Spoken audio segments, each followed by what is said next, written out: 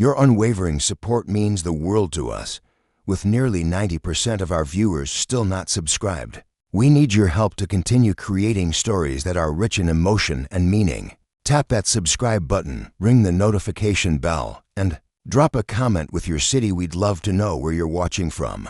Now, let's begin. When I first met Mia, I believed I had stumbled upon something rare, something extraordinary. She was breathtakingly beautiful, yes, but it was her mind sharp, articulate, and passionate that truly captivated me. There was a natural magnetism about her, a spark in her eyes that drew people in. We met at a casual gathering of mutual friends, trading witty remarks about the grind of office life, and before long, the light-hearted banter evolved into something deeper. We were drawn to each other with an intensity that made everything else fade. Soon, we were inseparable. We built a life that looked picture-perfect from the outside, a cozy home, spontaneous getaways, whispered dreams about the future. I believed, with my whole heart, that we were happy, genuinely, deeply happy.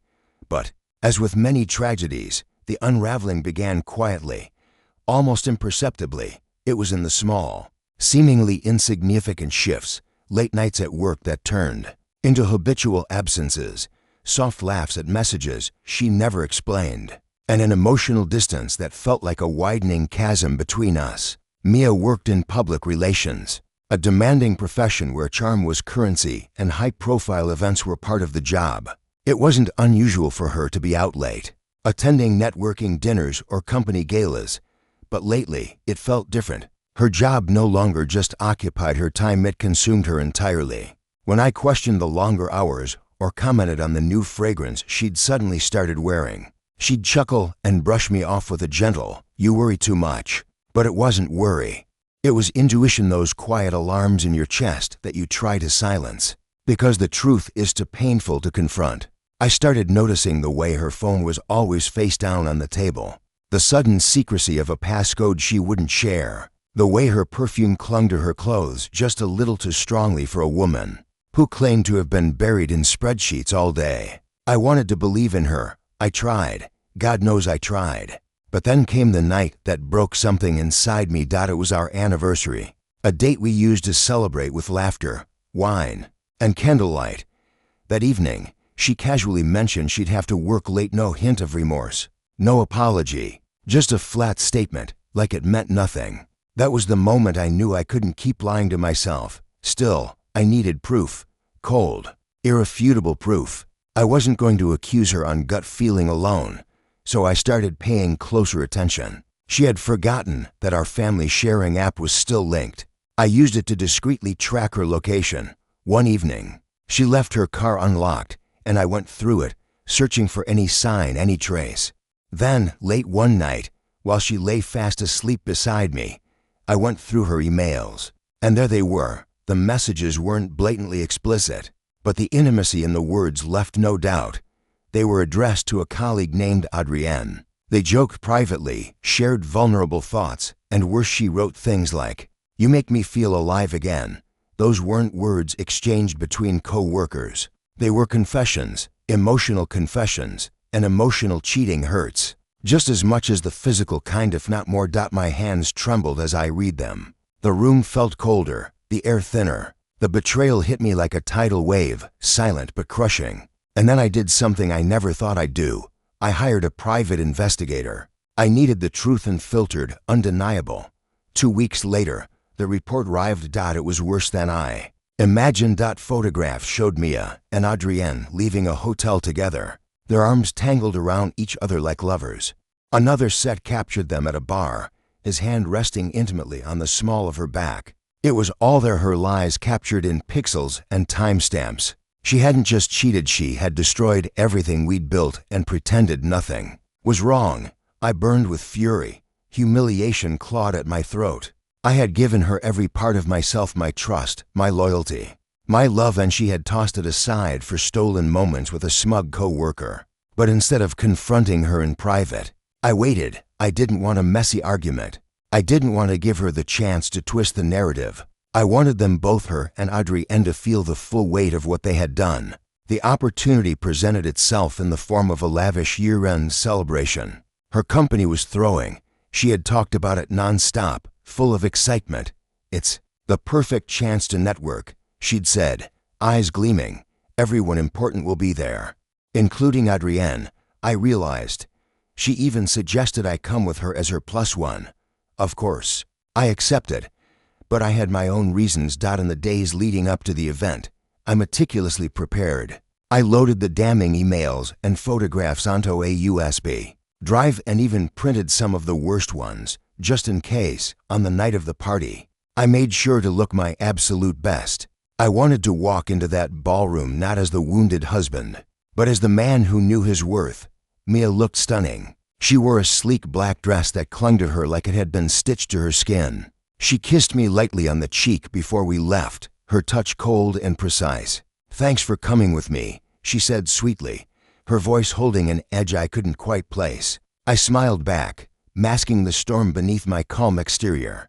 The venue was as extravagant as she had described: gilded chandeliers, crisp tuxedos, laughter ringing through polished marble halls. She introduced me to her colleagues, her hand resting lightly on my arm, playing the perfect partner.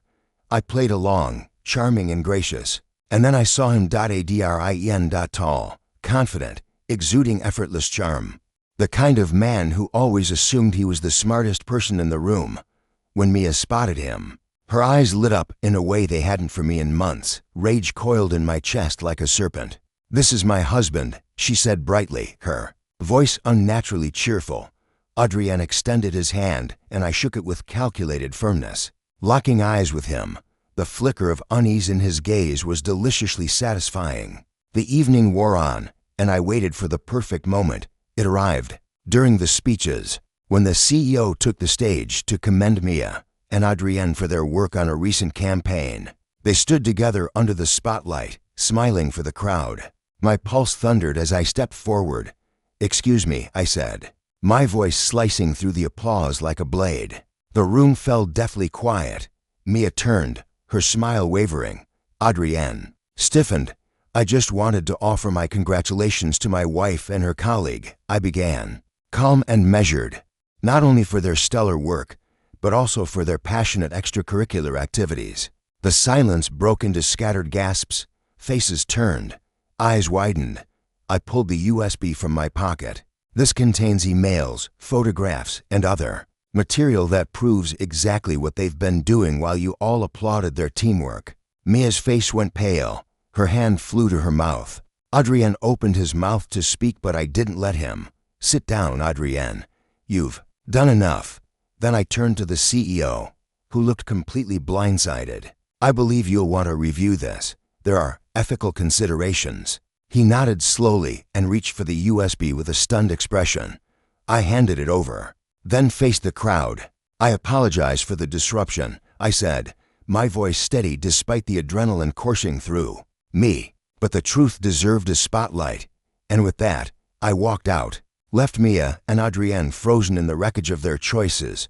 That night, when Mia came home, her mascara was smeared, her expression hollow.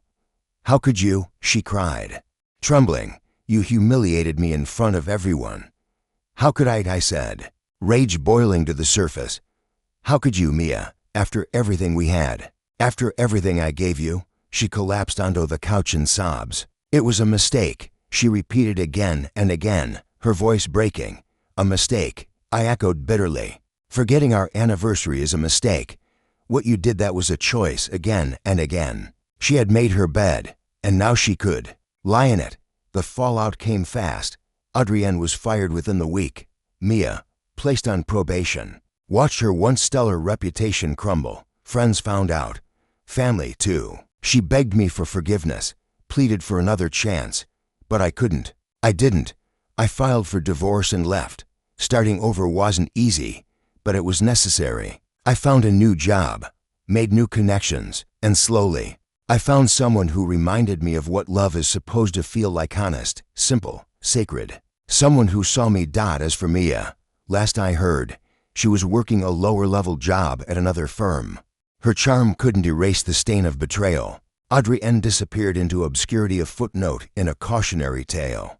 I didn't just survive what Mia did. I rebuilt. And that, I realized, was the most powerful revenge of all. If you found this story meaningful, please like the video and subscribe to our channel. Don't forget to hit the bell icon so you never miss another one. Thanks for watching.